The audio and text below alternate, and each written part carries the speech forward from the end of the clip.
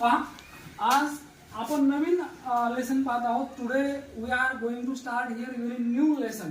And what is the name of the today's lesson? Word formation. Word formation म्हणजे काय तर शब्दरचना. बघा, वाक्यरचना ही नंतरची गोष्ट आहे, पण त्याच्या अगोदर काय पाहिजे आपल्याकडे? शब्दरचना. म्हणजे आपल्याकडे जर शब्द आणि शब्द बनवण्याची कला असेल, जसं पहा, आपण मराठी बोलतो की नाही, कधीतरी आपण कुठला शब्द पाठ केलाय का? सांगा तुम्ही. हा, आपण म्हणतो का अ आला का ना, आ ई आई झाले कधी? आपण मराठी मधला एकही शब्द पाठ केला नाही.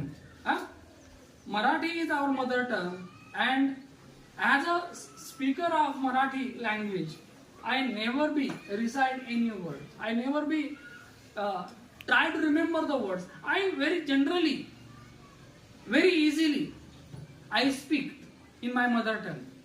तसं इंग्रजीमध्ये आहे. इंग्रजीमध्ये आपल्याला अवघड काय वाटतं, अवघडण्यासारखं काय वाटतं, याचं कारण सांगतो. कारण आपल्याला काय की मूळ जो आहे, मूळ रचना, याच्यावर कोणी लक्ष देत नाही. शब्दांचे उच्चार, शब्द तयार करण्याच्या कला, या सगळ्या कला जर आम्ही लक्षात ठेवल्या तर माझ्या हिशोबाने एकाच वेळी आम्हाला अनेक शब्द पाठ होतील.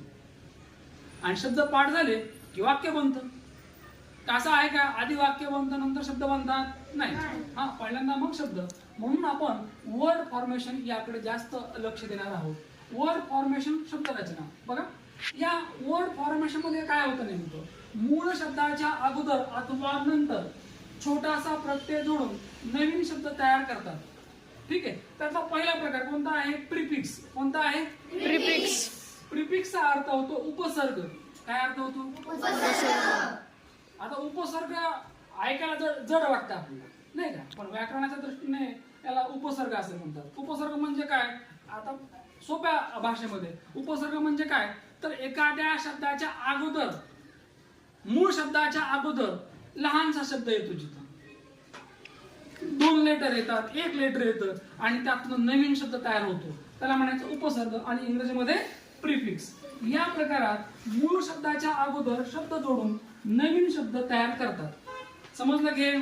प्रिफिक्सचा अर्थ काय की मूळ शब्द आहे, कोणताही असेल तो, त्या शब्दाच्या अगोदर एक लहान शब्द जोडला, आपण शब्द जोडला की नवीन शब्द तयार होतो. आता कसं तयार होतो? Example, happy. कोणता आहे? हॅपी. या हॅपी या शब्दाच्या अगोदर मी काय जोडलंय इथं? युएन. काय जोडलंय? अन. आणि मग नवीन शब्द बनला अनहॅपी. काय बनला? अनहॅपी. हॅपी म्हणजे काय? आनंदी. आणि हॅपी दुःखी. तुम्ही हॅपी का अनहॅपी? हॅपी. मी हॅपी.